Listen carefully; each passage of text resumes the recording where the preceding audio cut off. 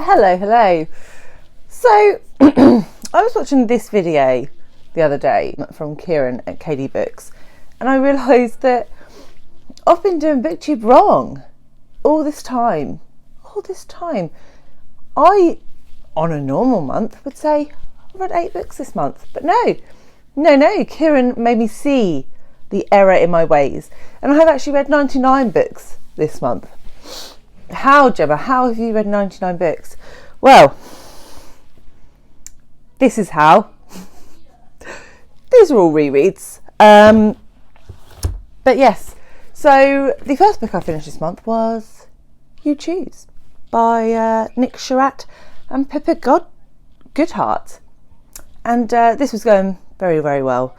This is a very experimental novel, and it was going very well. Charlie and I were choosing our destinies, and then it got to the last page and something unforgivable occurred.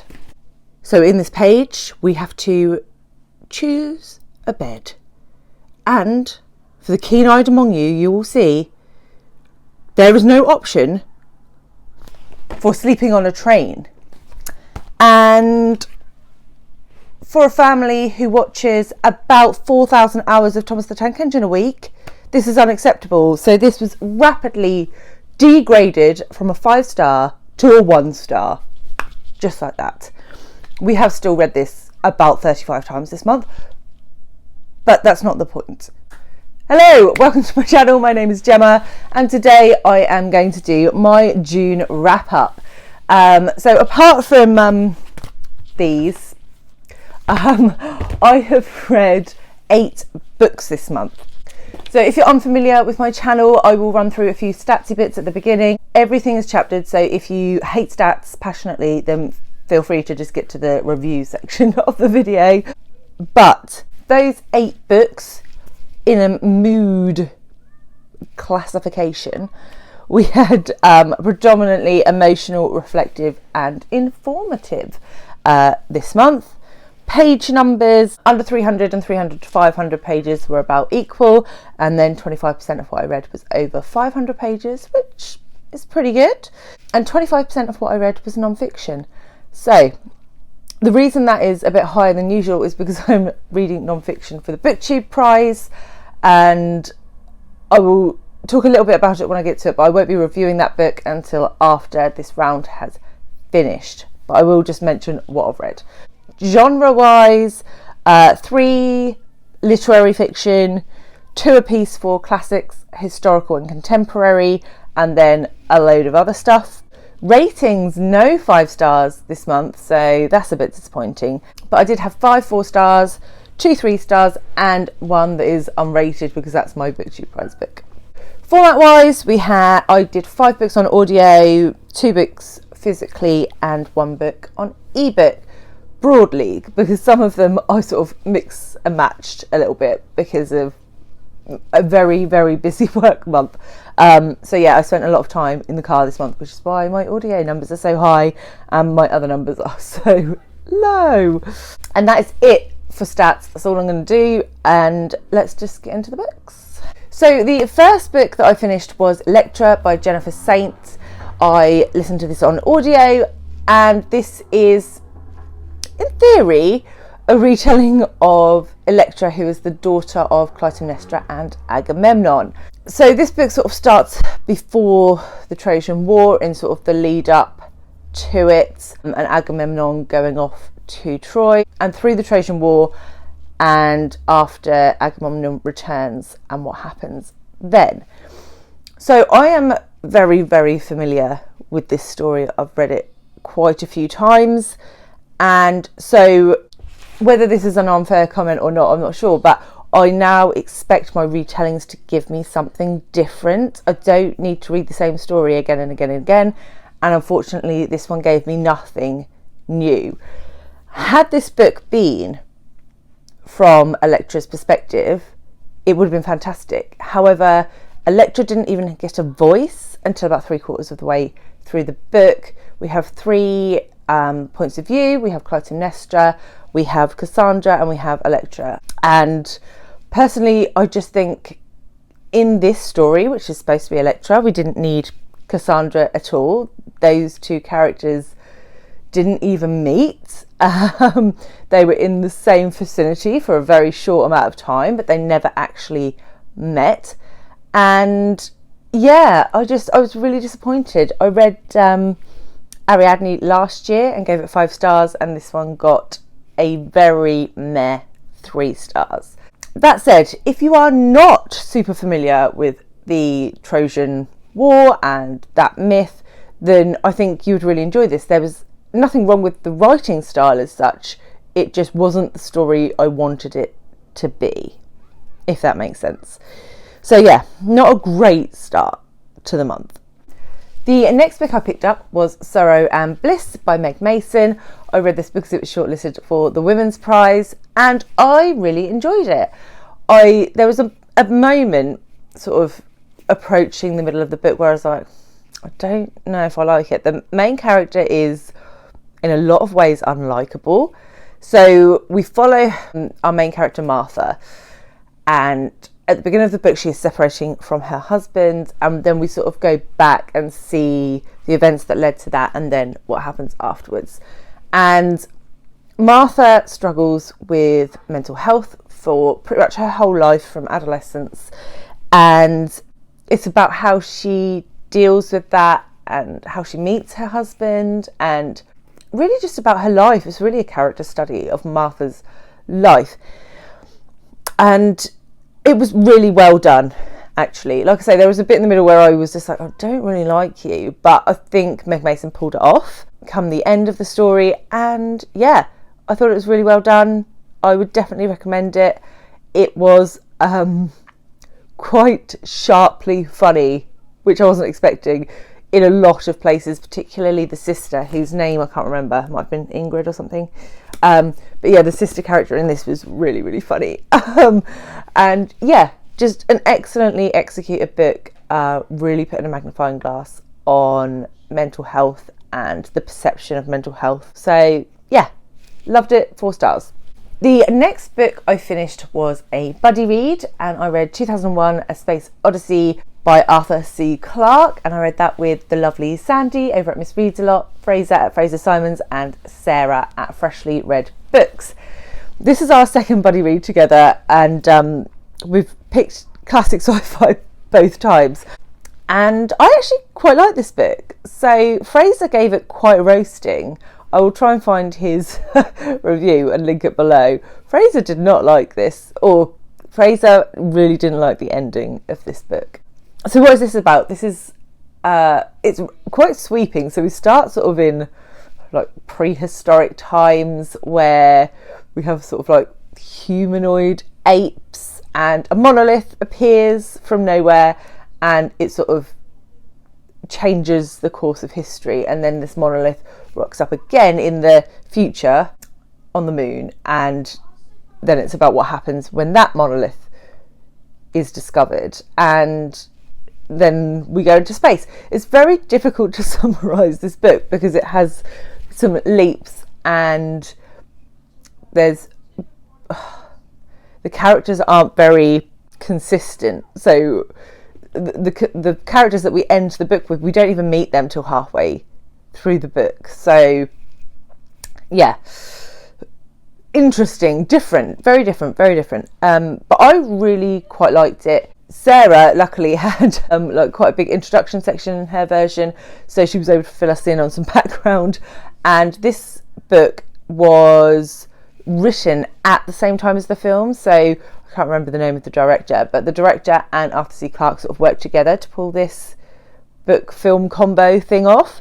And it said that they'd written 3/4 of it and didn't know how it ended, and you can see that. You can see the ending goes a bit like, what just happened? That was really weird. But I actually quite liked it, and I can't really tell you why I liked it. I just did. None of the others liked it. But I thought it was really interesting, and I was sort of compulsively reading the last section because I was like, this is really weird. I would have liked more.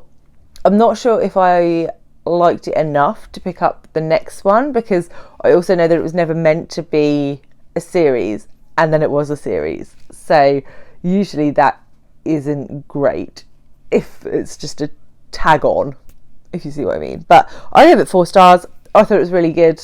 Arthur C. Clarke definitely had a lot of ideas that you see in modern fiction, especially I've recently read Project Hail Mary, and you can see a lot of parallels between those 2 books. So yeah, I enjoyed it. I thought it was good. The next book I finished was one that I finished for the Booktube prize, and that was Facing the Mountain by Daniel James Brown. I won't talk about that here, but just a synopsis of the book. It's a non-fiction looking at what happened to the American Asian community in the US following the bombing of Pearl Harbor. So yeah, so I will wrap that up when I do my Booktube prize rankings video at the beginning of August. The next book I finished was another audiobook, and that is No One Is Too Small to Make a Difference by Greta Thunberg. And this was a really short audiobook. I think it was only an hour long, just over an hour and 20 minutes, something like that. And for those that aren't aware, Greta Thunberg is a campaigner for climate change, trying to raise awareness and instigate change, I suppose, in the minds of politicians and people with some sway, and generally everybody, but that didn't really come across in this book. She makes some points, and she is really aiming it at people who can make a significant dent in our carbon debt, and that is not average Joes like me or you. So even though the book is called No One's Too Small to Make a Difference, it kind of made you feel like you were too small to make a difference. So that didn't quite work for me, and I found it was really repetitive. She repeated a lot of her arguments, chapter after chapter after chapter, and I was a bit like, yeah, okay, you've told me that, that's fine. What else have you got? And yeah, but I think she is inspirational. Obviously she's only, she was about 16 or so, I think, when this book was published, and she has Asperger's syndrome as well. So, I mean, kudos to her. She's done an amazing job of raising awareness of climate issues. But yeah, the book was interesting, but a bit repetitive for me, and probably could have done with some editing and some adjustments, I think. But yeah. The next book I finished is one that I've been reading since March. One of those books that you pick up, you read a bit, you put down, and then you leave it for a few weeks. And that is Girl, Woman, Other by Bernadine Evaristo. So, Jolene, if you're watching this, I finally finished our buddy read, like 4 months late. But this is sort of interconnected short stories following predominantly women of colour and their experiences, predominantly British women as well. And then it sort of all comes together at the end. It was fine. I know a lot of people really love this book, and it won what did it win? The Booker. Did it win the Booker? I think it did. Joint won the Booker with the Testaments, right? But I just thought it was fine.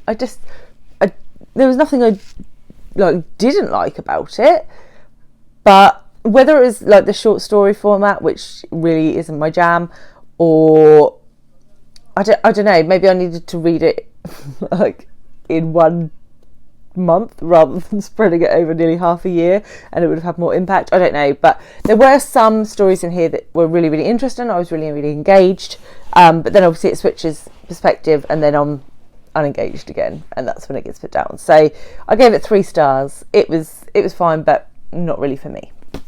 The next book I finished was Katherine of Aragon, The True Queen by Alison Ware, which I read for the read-along that me and Emily from Novelle Novels and Danny from Danny's Book World are hosting. We're going to be reading all 6 of these chunky boys over the next 12 months. Feel free to join us if you want to join in. We're starting Anne Boleyn this month. I don't really think you need to read them in order, is just my opinion. So if you want to jump on for Anne Boleyn, feel free. I will leave the Tudoralong Announcement video below, or just drop me a comment and say, yeah, Gemma, I want to join.